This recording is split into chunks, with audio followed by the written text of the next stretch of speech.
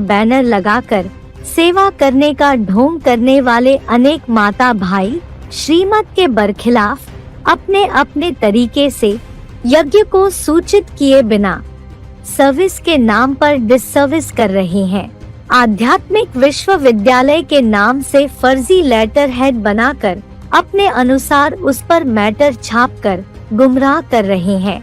इसमें से एक नाम है पीबी के अमोल वसंत कोकणे, जो कि आध्यात्मिक विश्वविद्यालय का वकील होने का फायदा उठाकर श्रीमत के बरखिलाफ मनमाने तरीके से कम उम्र की कन्या माताओं को बरगलाकर सेवा के नाम पर अपना प्रचार प्रसार करने में लगा है।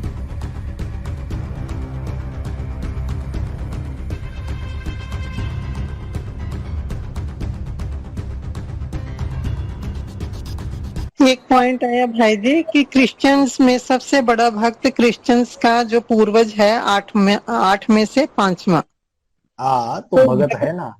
जब ज्ञान में आया, ज्ञान में चला, तो यज्ञ के अंदर बाबा की भी भक्ति की और बहनों की भी भक्ति की, बहुत दिल से भक्ति की, बहुत सेवा की, बहुत भक्ति की, बहुत सेवा की, दिन रात सेवा की और भक्ति भी की। तो जो भक्ति भावना उसके अंदर रही कुछ न कुछ, अष्टदेवों में सारी दुनिया से कंपेयर नहीं किया, 8 में सबसे बड़ा भगत है वो, 8 में अष्टदेवों में ऐसी भक्ति की उसने। अगर बाप उसको बोला रहेगा, बाप उसको, अगर वो बाप को बोलता है जब यज्ञ में आता है दिल्ली में सब कुछ छोड़ छाड़ के, बाप को बोलता है अगर बाबा मुझे बोलेंगे कि तीसरी मंजिल से कूद जा तो मैं कूद जाऊंगा, ऐसा भगत है वो तो जान देने के लिए हाजिर रहता है हमेशा। जो बोले सो निहार शस्त्री आकार, ये उसके अंदर भी भरा हुआ है, इसलिए उसको सबसे बड़ा भगत बोल दिया। और जब 2018 में अपने पार्ट का रियलाइज करता है तब भी भगत का शूटिंग करता है। उसको तो 2017-18 में यज्ञ का सारा कारोबार उसके हाथ में आ जाता है। जब राज्य के ऊपर आक्रमण हो जाता है तो सारा कारोबार किसके हाथ में आता है? राजा समझो, राजा गुप्त हो गया, राजा को अंडरग्राउंड कर दिया, सेनापति के हाथ में आ जाता है तो सारा का सारा कारोबार।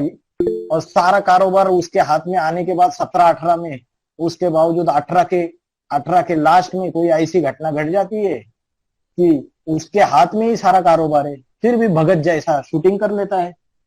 इसलिए बाबा हंस के उसको बोलते अरे ये तो सबसे बड़ा भगत है। जब तेरे को दे दी सारी बादशाही और तू छोटी छोटी बातों पे फिर से बाबा के पास जा रहा है, जब दिया ही तेरे को था तो भगत बन रहा है, तीसरे नंबर के पास जा रहा है भीख मांगने के लिए, तीसरे नंबर के अष्टदेव के पास।